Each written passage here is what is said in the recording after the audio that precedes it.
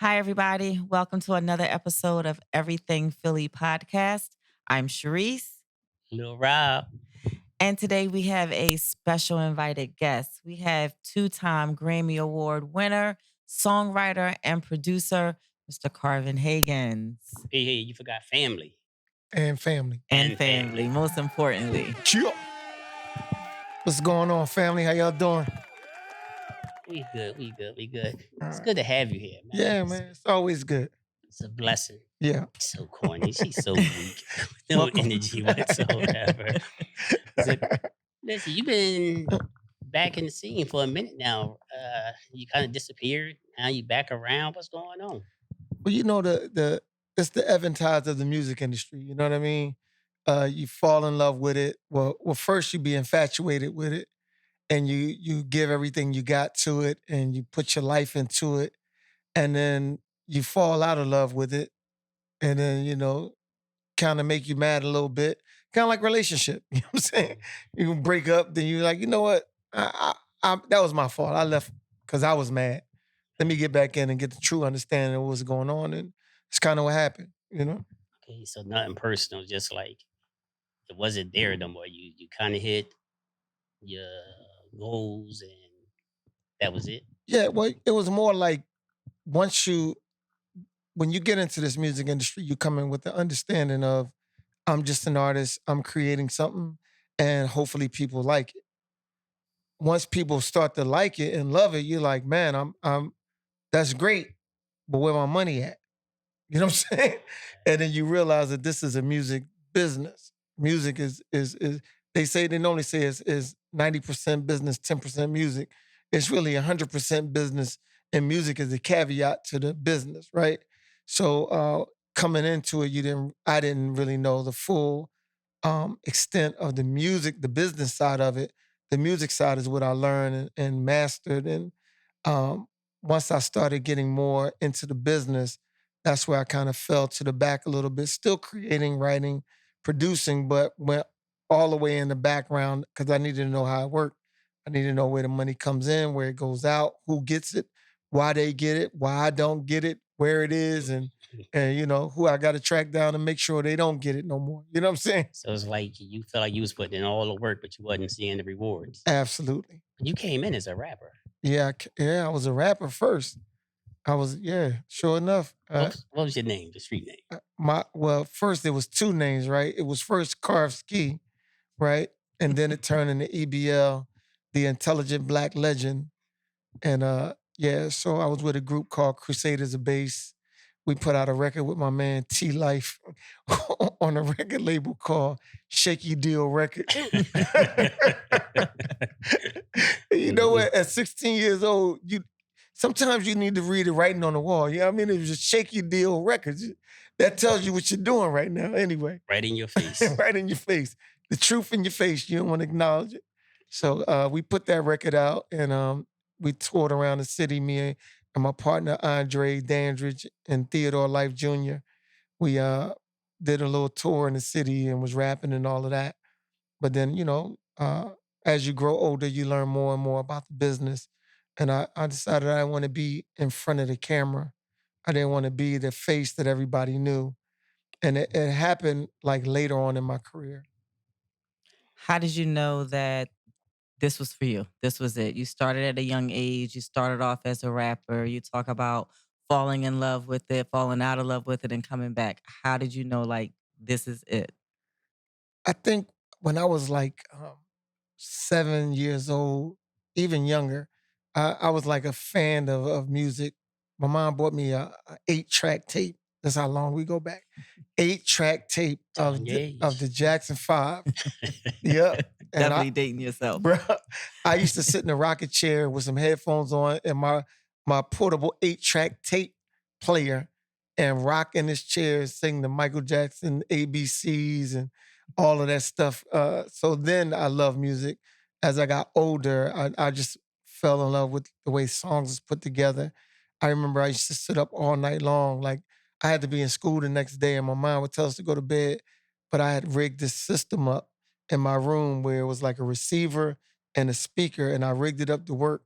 And at night, the Quiet Storm would come on, and I would be listening like to the Quiet Storm all the way until it went off. And like Me and Mrs. Jones was one of my favorite records, man. That record just hit my soul every time I heard it. I was like, man, I want to do that. I want to do that. Yeah. So an old soul young kid. Yeah, man.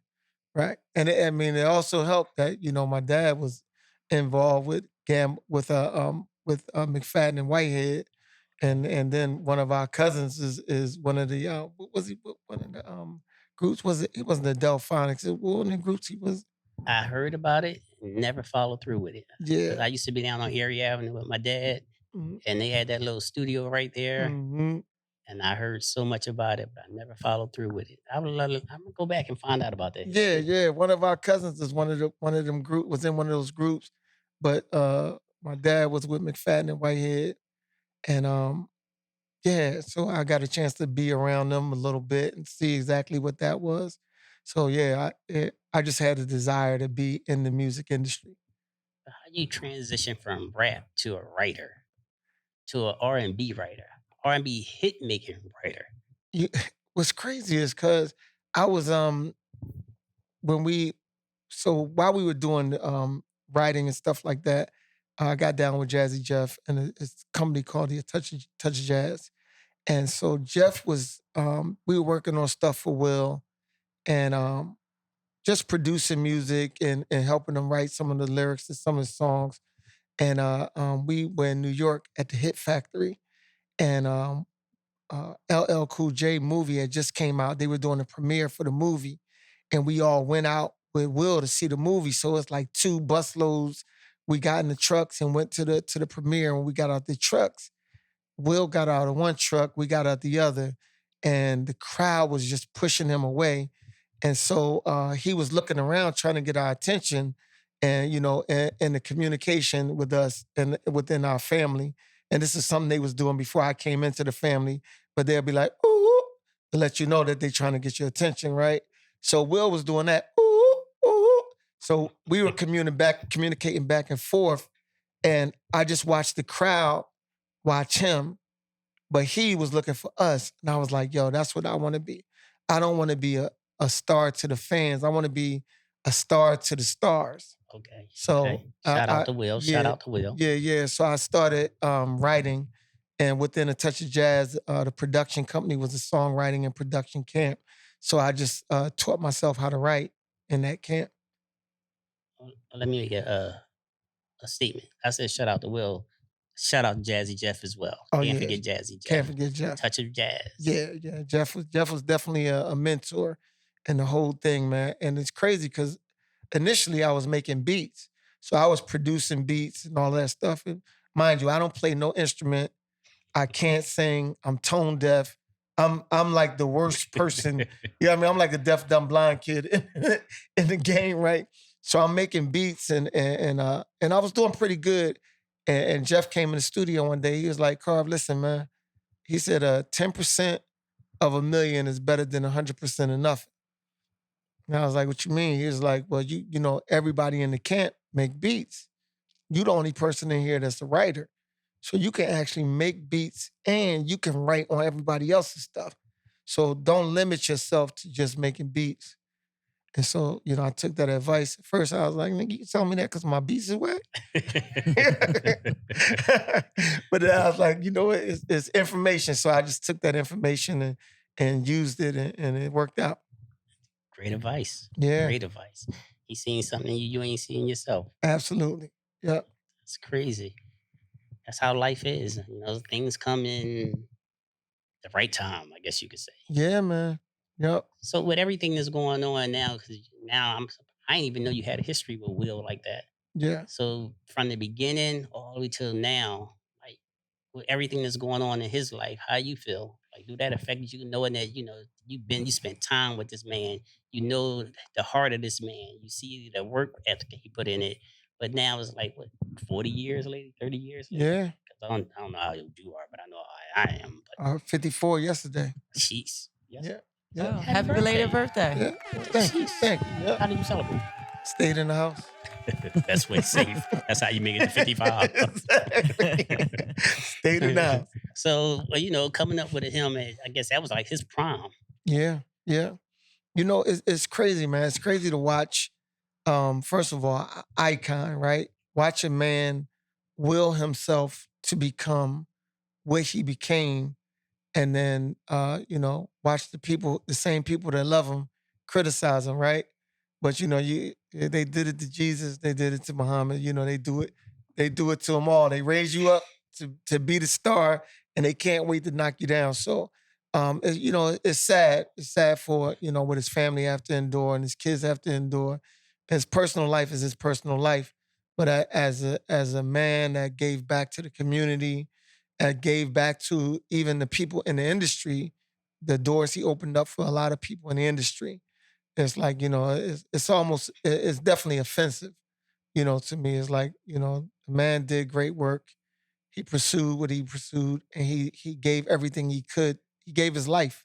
Gave his life. He gave his life to this industry to make sure people are entertained. And the fact that they take his fame and make him infamous, I think that's disrespectful. You know what I mean? Come on down, Will. We got your back. Yeah, We got your back. definitely. Talking about the disrespect that one receives, and you would think someone of that status, that disrespect was something that would be unheard of.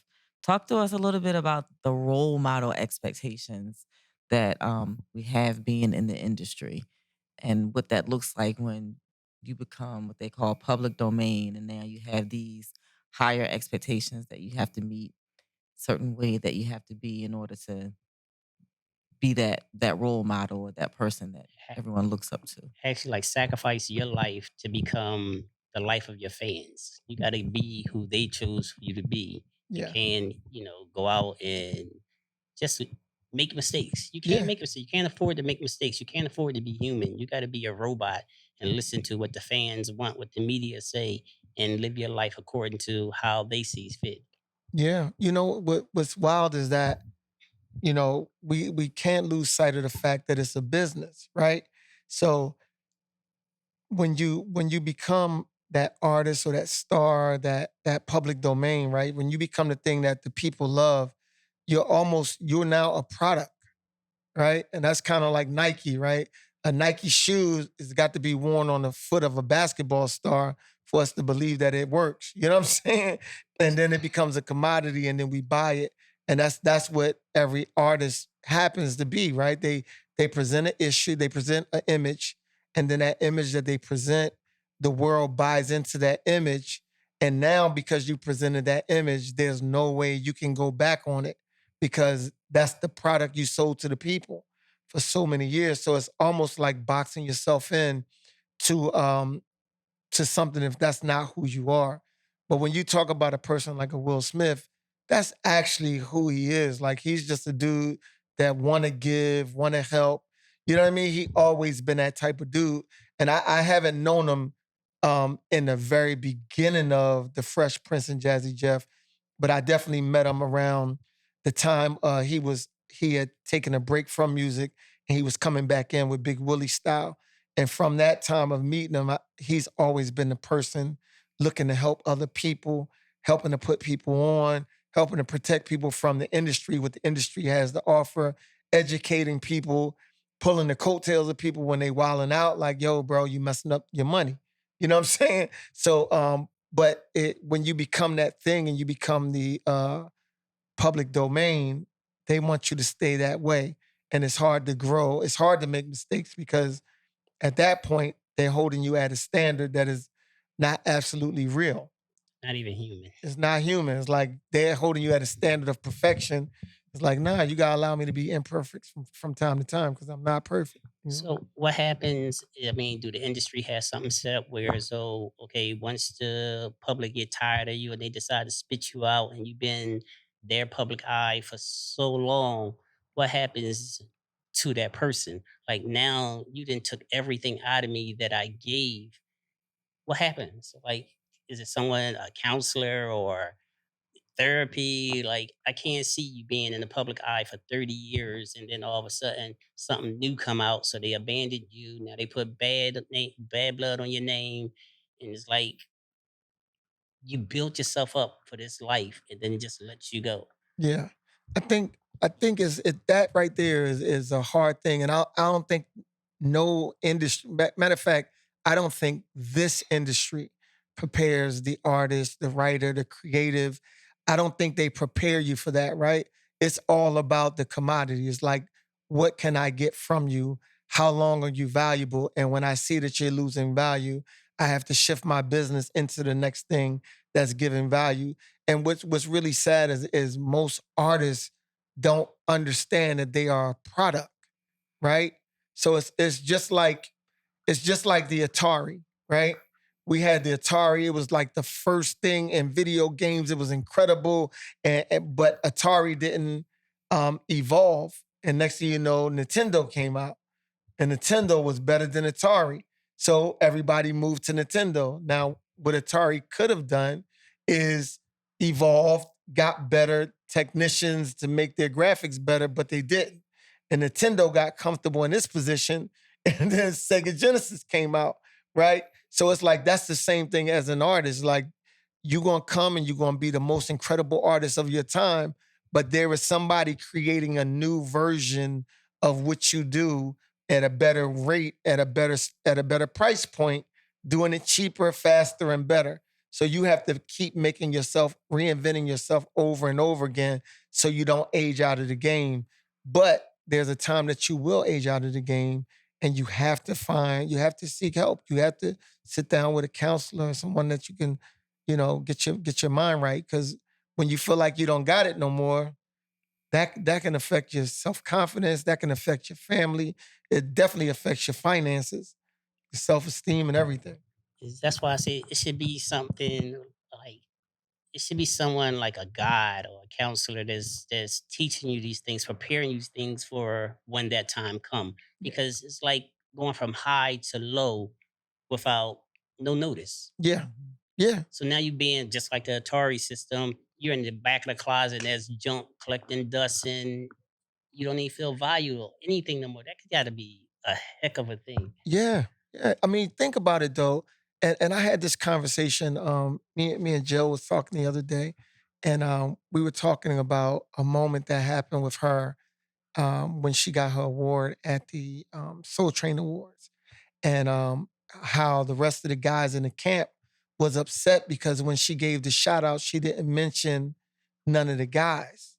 You know what I mean? And I was like, I really wasn't mad about it. And the reason why I wasn't mad was because I understood that this was your first time experiencing success and fame at this magnitude. You know what I mean? It's like that was the first time we experienced money. That was the first time we experienced money at a large scale and recognition at a large scale. So none of us had the plan book on how to act, be, manage your finances. We didn't have that type of teaching. So it's hard to pinpoint what fame is if you've never experienced it. You know? That is crazy. I'm sitting here and I'm thinking about it, and it's like that takes me into sports athletes or whatever. You got a kid come out of high school that's coming from the ghetto, but he got a heck of a game. Somebody sign him, pick him up. Next thing you know, he got a $100 million contract. Nobody taught him how to manage money. Nobody taught him how to say no. Nobody taught him the game of anything. Is that designed? Like, because once you get in there, then you got hands coming from everywhere, management, agents, like you got so many hands that's coming out getting money. How Who's do, responsible? yes, like Yeah. nobody teach responsibility in there. So is that designed for that way? Because as quick as you make the money, as quick as you giving it back. Absolutely. So by the time your career is over, you're absolutely broke because nobody ever told you how to manage that money. You never looking at the end. You always looking at what's coming in. Yeah. What's new can you buy? And Yeah. like I said, you're coming from nothing, absolutely nothing. And your family is coming from absolutely nothing. So Right. they just got their hands out, taking. They ain't thinking about how much taxes is being taken out. They ain't thinking about the management. They ain't thinking about how much percentage you actually getting out that $100 million. They just Right. know, gimme, gimme, gimme, gimme, gimme. Yeah. And only thing you know is I'm gonna give, give, give, give, gives because I've never been in this position before. It's making you feel valuable. Yeah. But at the end of everything, when everybody said, "Oh well, I'm done with you. Go about your business," the mindset right there. Like I Yeah, see why so many athletes, celebrities end up on drugs or suicide or yeah, it's that's a heck of a thought right there. I never even gave it that much thought until yeah. now. It's because I'm gonna tell you, it's a rough thing because again, like no one's teaching you. And you're looking at the money like, all right, well, I got it. Now I can help everybody. And I had an incident like and Aunt Fanny, my Aunt Fanny, she'll tell you on my answer Love you, Aunt Fanny. This is not me. This is on Carvin speaking. on my answer machine on my phone years ago, it was like hi, this is Carvin Haggins, leave your name, number, and a brief message. And you call if you call and ask for something, no, I don't got it.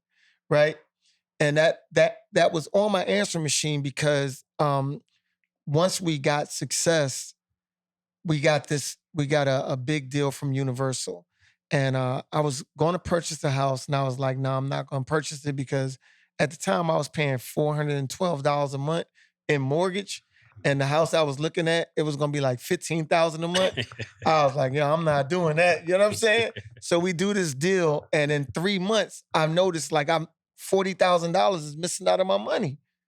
And I'm like, Wow. wait, hold on. My monthly nut definitely is no more than $3,000. So there's no way in 3 months I lost $40,000. So I called a financial company. I'm like, yo, send me, back then I was like, fax me over uh, all of my money. Everything that I put, everything went in. I want all receipts on everything. So I started going through everything and I started seeing my brother's rent, my ex-wife rent, her car insurance. Everybody's rent. I'm paying everybody's rent every month, right? Not even knowing. I'm just telling them to call the financial people, the financial team, take care of it. Wow. So I'm looking at all of the numbers. I'm like, yo, wait. So right now I'm paying everybody's rent. Rent come every month. That's not even a surprise. So Right. that means you working your job and taking your money and spending it on you, but you taking my money and spending it on your rent, right? So then I did an assessment. I'm like, okay, my bills at max, let's say 4,000 a month. Everybody that's asking me for money, if I went broke tomorrow, I can't ask them. I couldn't even get a third of this money back. So I was like, you know what? Buck stops here. Everybody, the train is cut off. And that's why I put that on my answer machine. Like I don't have it to give because I got to make sure I maintain for me and my children. First. And then if there's something left over, I can help. But I can't pay your bills, my bills, and then their bills too. So you just don't realize once you get the money, you want to help everybody, but you can't help everybody until you're fully stable and you understand even to play with the money. Great Whose advice. whose responsibility is that? You have a lot of the young artists that are coming out now, and like you said, they don't know, and they don't know until it's too late. So, whose responsibility is it to? Is that like a good management team or Yeah. So it think that's a good question too. Ultimately, the artist is responsible for it. Ultimately, I would suggest that every artist, before you get homeboy management, like get a manager that knows the business, right? Because the thing is this: if I don't know anything about the business, and somebody offers you as my artist $100,000, in my mind, I'm thinking, well, I'm gonna get 20% of that. So I walk away with $20,000. I'm not thinking about, wait, you might need more money, right? I may not be fighting for you to get more money. I may not even have the knowledge to know that you deserve more money. Not only that, I may not have the knowledge to know that you deserve to own your masters or be able to get your masters back. There's a lot of things, there's a lot of intricate details that I may not know as a homeboy manager that somebody in the business will be like, oh, we got a sucker right here. And his manager is gonna be hyped at whatever money we throw, because it's gonna seem like a lot of money to everyone, right? So it's ultimately the artist's problem, but we must remember this is a business. First. No more, no less. It's a business first. Let's rewind a little bit. What did Aunt Fanny have to do with any of that? Well, Aunt Fanny will tell you if you call my phone, She could tell you the message. If you call her right now and be like, Aunt Fanny, what was on Carvin's phone? She'll be like, it was, and she remember word for word. Okay. I just ain't want her to call me later on and cuss me out because you put her out there like you was taking her, like she was taking your money. Oh no, Aunt Fanny wasn't asking for no money. She never. Okay. Actually, Aunt Fanny never called and asked me for anything. Love you, Aunt Fanny. Yeah. Again, this is Yeah. me. So you've been in the industry. How long have you been in the industry? Man, about 40 years now. Okay. Yeah. I know you've seen great changes, great differences from today's industry from when you first started. Yeah. Can you talk a little bit about that? Well, when I first started, it was like breaking into Fort Knox, right? You have certain gatekeepers that only allow certain things through the floodgates in order for it to work, right? And some of those floodgates demanded higher percentages of what you own, or even to own your stuff, right? Now we're in a place, it's like the Wild Wild West. Anybody can take their music and put it on the internet. And if it hits in a certain region, that person can generate money on his own without the machine, without the whole music industry rules. So it's definitely changed from a very strict way of operating to loosey goosey right now. But the upside is, as an artist, you can make something in your bedroom and give it to the world and see if they love it. The downside of it is you can make something in your room and it could be trash and you can give it to the world. So it's like the gatekeepers were definitely the quality control. And now we don't have much of that. So is the money better? It all depends, right? Streaming wise, if you're a streaming artist, you're basically getting robbed if you go from streaming to radio play, right? So a record that's spinning on radio can make anything anywhere up to, let's put it this way, R. Kelly was making $7 million from radio play semi-annually, Hmm. right? That means I don't know how many spins that translate to, but it's 6 cents per spin per radio station around the country, right? If you're the full owner of the record, then you get the whole 6 cents. If you are part owner, then it's 50-50. However, way it breaks down, you get that per spin. Right now, I think the numbers in streams is like 0.007. Wow. So it's like 7/10 of a cent for every stream. So you have to stream. I think they said, well, I saw Pharrell saying that he streamed over 1 million something streams and got $2,700. Oh wow. That's Wow. crazy. So is that the only way that you produce money through the streams? If you make something in your bedroom? Yeah, streaming is one way. There's a couple organizations that collect money for you, like Sound Exchange, that's based off your streams. Another company called the MLC, that's based off of licensing. And basically, what that means is every time your song is streamed, it's licensed. So back in the day with us, your record is licensed, you get a mechanical royalty every time you sell one record. So there's a mechanical royalty that comes with that. So nowadays, the MLC, that company, takes your master, and every time it's streamed, it's almost like a record is being sold. Okay. So you get a mechanical royalty for that. So those are ways that you make money by your music streaming. If it gets put in a movie, then you make money from your music being in a movie or TV show, a part of a score, or performances. So yeah.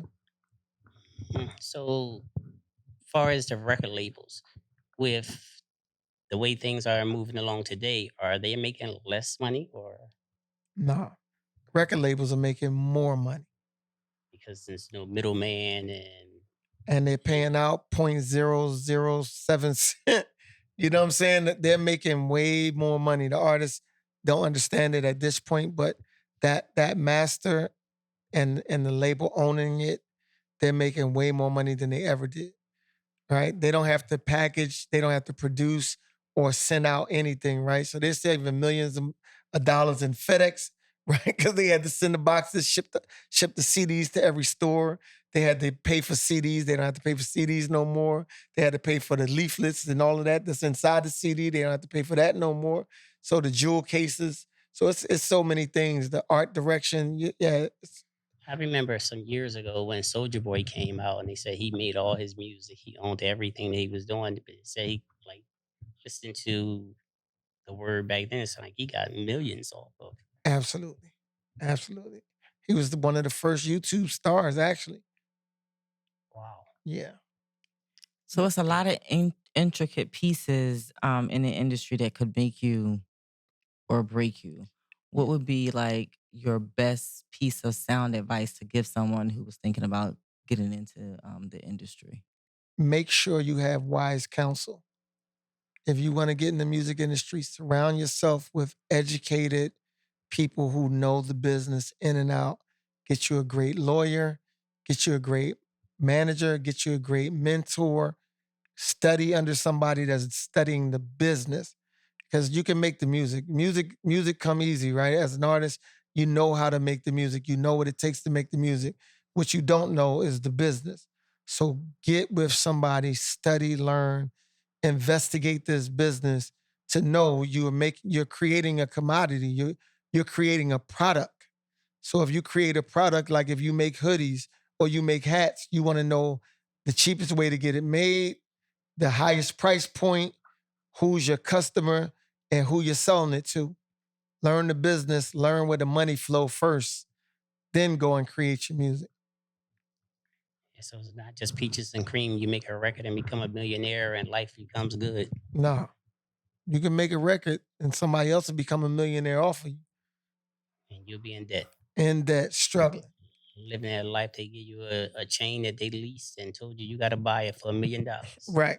Everybody, that's I that's don't, it. I don't know what our I mean, what our culture is all about, but we need that bling. I don't care what you doing, you need that bling. Need that bling. They give you the chain, they buy you the car, put you in an apartment, all of it in the company name.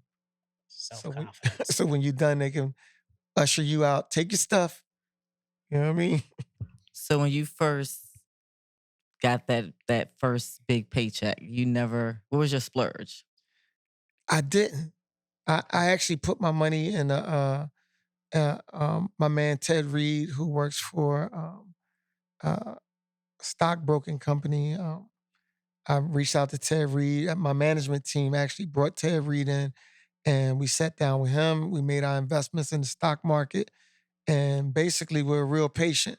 My partner Ivan and I, we ended up getting a building, building our own studio because we were paying hundreds of thousands of dollars to Larry Gold when we did the Music Soul Child album. We spent that money, his budget money, on Larry Gold's studio. We were like, well, why don't we just have our own studio?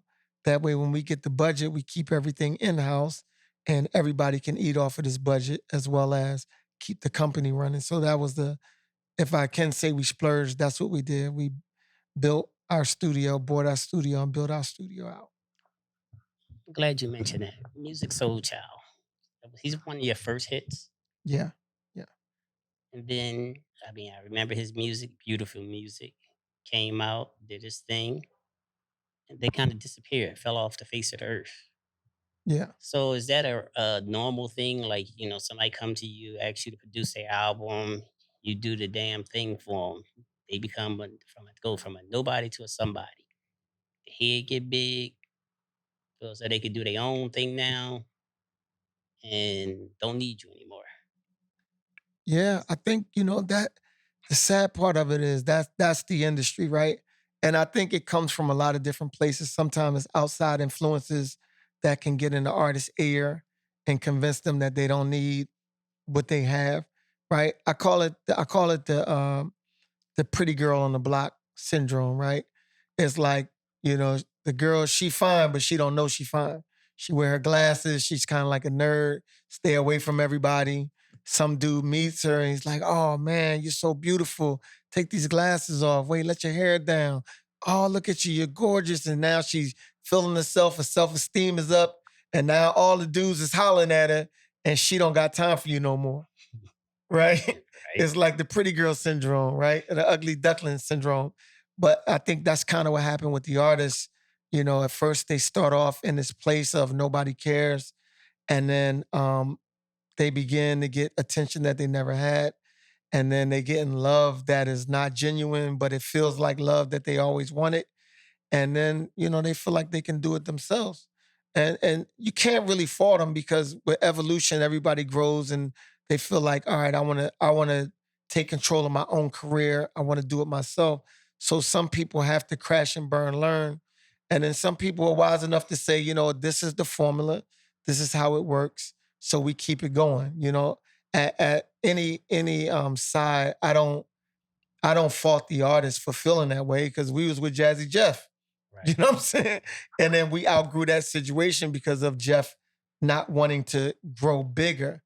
So my partner and I, actually all of us that was at a Touch of Jazz, because of, you know, different business things that issues that happened within the company, we all split off and did our own thing. So it was like we kind of left Jeff to do our thing.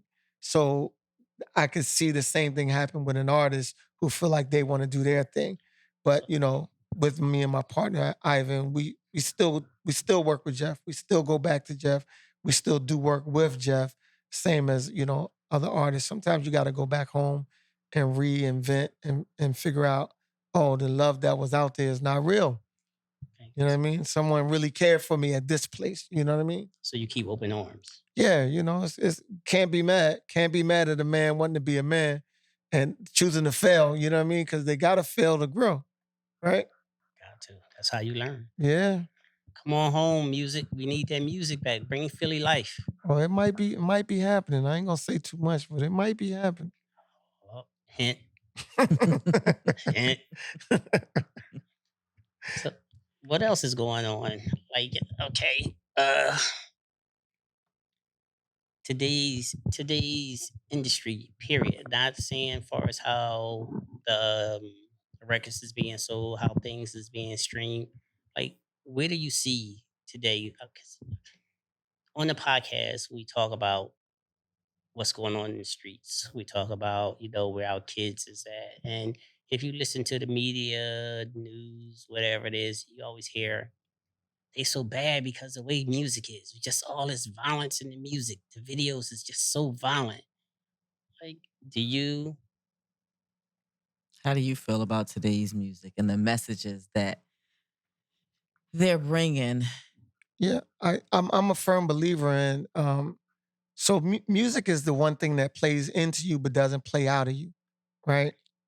Like your way of life can be um directed by music, right? So if we think about Jay-Z back in the day, right? Everybody in Philly was wearing throwback jerseys. That was a thing. We had Mitchell and Ness. That was an absolute Philly thing. Throwback jerseys, right? Then Jay-Z comes out, he rocks the throwback, he come to Philly, Philly becomes a part of his essence. And then at some point in his career, he says, you know, took off the throwback, put on a button up, right?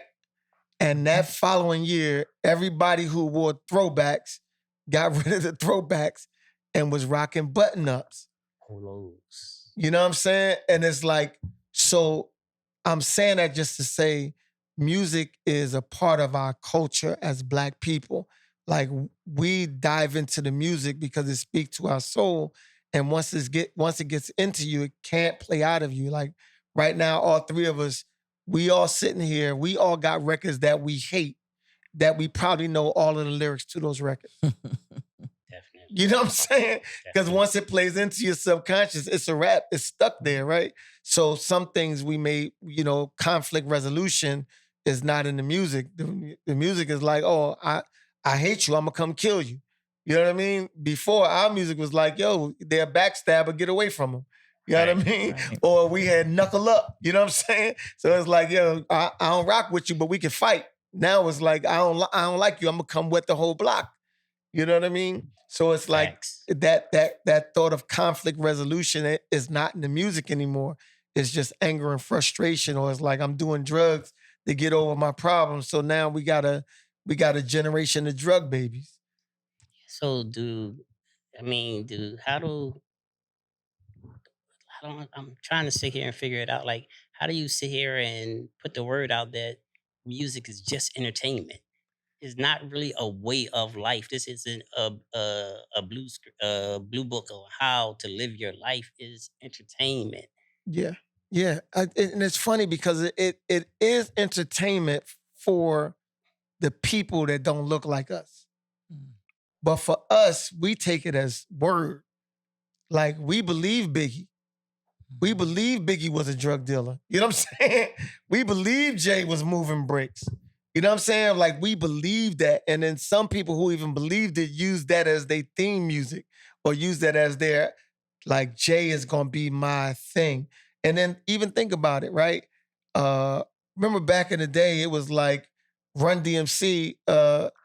DMC was like, I'm DMC and the place to be. I went to St. John University, and after 12th grade, I went straight to college. You know what I'm saying?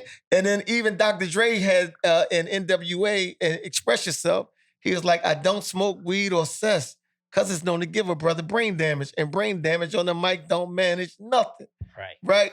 And they was NWA. So it was like that generation of us. We weren't the drugged out kids. We were like, yeah, get smarter, be wiser. And that was a part of our makeup because those people look just like us. You know what I mean? That's It's facts. yeah, Because I'm sitting here and I'm thinking about what you're saying with like the drugs and all like that, what Biggie was saying. And I guess in our communities, we see that we kind of glorify the guys that's driving in the cars or selling the drugs or whatever. So you put the things that we see along with the music that we hear, and you be like, that's it's facts. facts, That's right? facts. It's facts. And we know who somebody's being phony. Cause we like, wait, he rapping that, but he ain't really that. Cause I know what that looked like. Cause we over here, I used to do that. You know what I'm saying? So Right. it's like I was that dude, and that ain't it. He's phony. But at the same time, right, those same guys would be getting money in the hood, but they also be giving money to the youngsters in the hood to make sure they stay away from that. Right? When we were out there in the streets, it was like, nah, young boy, you ain't got to do that. Here's something. Let me help you out. You take this. I'll buy your sneakers for school. You know what I mean? But it's only a few of us that did that. Right. It was a Because few of a us. lot of people back, I'm even thinking back then and now, they're used the weak as their soldiers. Right. They'll fill up their head that we're family and family ride out for each other, and they just manipulate the whole system. Yeah. Yeah. And that's where I think we're going wrong as people. We need to be there for one another in a better way instead of taking them, using them for our advantage, Right. Yeah. which don't amount to nothing. You Don't just amount to nothing. It tears everything apart because you're just creating another frame of mind that turns them into a savage, right? And then and that next generation that comes after them, they don't have the same heart. Like so, when we were going wrong, I remember my dad brought me down eighth and we were on eighth and Franklin. Yeah, no, we were uh I'm the same way. yeah, You ain't yes. been down there Right, in a right. long No, we time. was on Allegheny and Franklin. Right? We was at the bar on Allegheny Right. looking at Franklin Street. And there was a lot of people lined up over there at this house with a cage and they was moving work. And we standing there looking at it, and then Bubbles just punched me in my mouth like, pop! I don't ever want to see you out here. And I was like, damn, you had to punch me. I don't even know what's happening right now. Tough You know what I'm love. saying? Tough It's like, love. I don't even know what's happening. But, I ended up being down there. But um, just from that whole thought is like, you don't need to do this. Like, and that's kind of what it was. It's like, all right, if you're gonna do it, be wise about it, help, put back, give back. Don't be out here acting a fool. Don't be out here trying to wild out with people. Be respectful to the neighbors. Don't be disrespectful. Be helpful. It was all of these things that, like, if you're gonna be out here, you need to, these are the standards you're gonna have to hold. Right. Right? Now it's not that. It's like, yo, just kill whoever you want to kill. For what? Right. Crazy. Crazy. Yeah.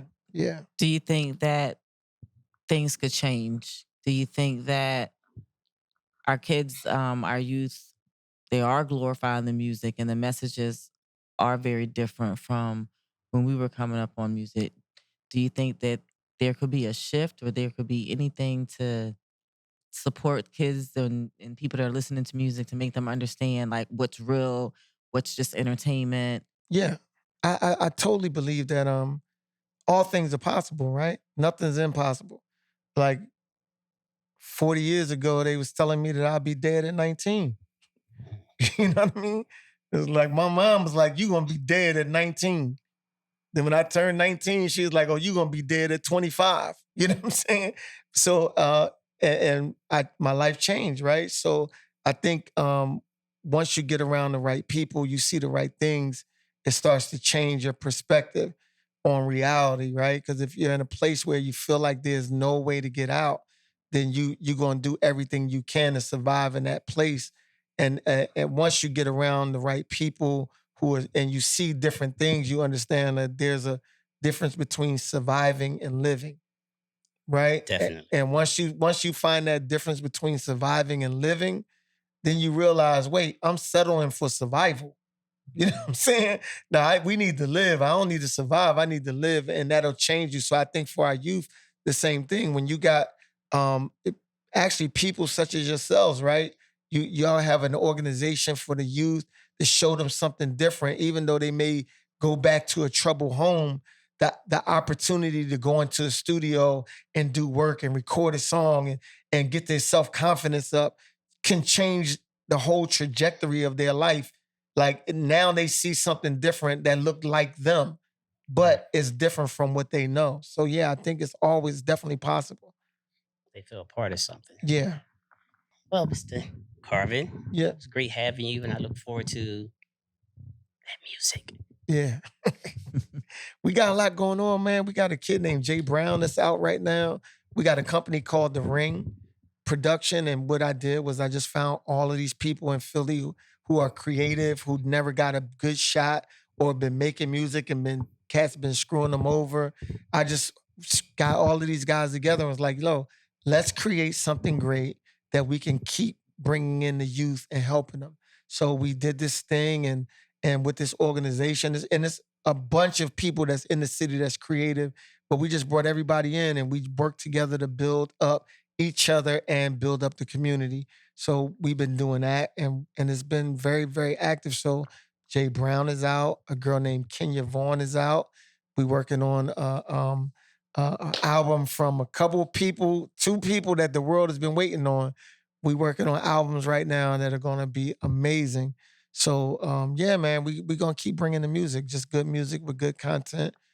Moving people in a positive direction. Is there a platform for the ring where Uh, people could reach out and follow you? but yeah, they can find us at the Ring Music Group at the Ring Music Group. That's on Instagram, and they could just look me up at Carvin Haggins on everything: Facebook, Instagram, um, yeah, TikTok, everything. Yeah.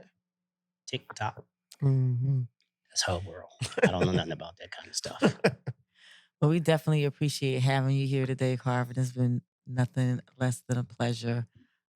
Thank you for your insight, and we hopeful that this platform has kind of broadened the ideals and the horizons of others who maybe weren't so sure about the industry, and gave them a different light. So we definitely appreciate you coming and visiting us. Bring some of them artists on through. Yep. We got a stage out back. They can get up there and showcase their talent. Give us a little what do you call it? Exposure. Mhm. We need it. Yep. This platform right here is for everybody. It's for all of Philly, outside of Philly. It's for our generations. It's for our culture. It's like we need something. We need Yeah. somebody to take control and sit there and say, this isn't the way of life. Yeah. We don't supposed to be hurting ourselves. We don't supposed to be killing ourselves. Yeah. Let's grow. Let's stop being the crabs in the barrel. Yeah. We're Yeah. very knowledgeable. Yeah. Yeah. We can make this happen. Yeah, man. So Yeah. I thank you for helping us push this a step further, and I wish nothing but good things for you, brother. Man, listen, I thank y'all for allowing me to be a part of everything Philly.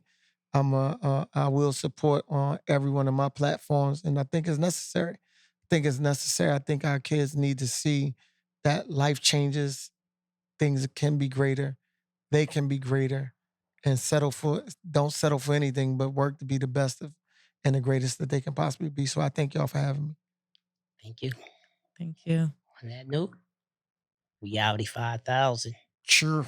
Thank you, everyone out there. Don't forget to tune in, tap into us weekly, hit that subscribe button. Daily. Yeah. Daily. Watch, Subscribe. watch, watch. Subscribe, share with all your friends and family. Help us help you. Yeah. Yeah.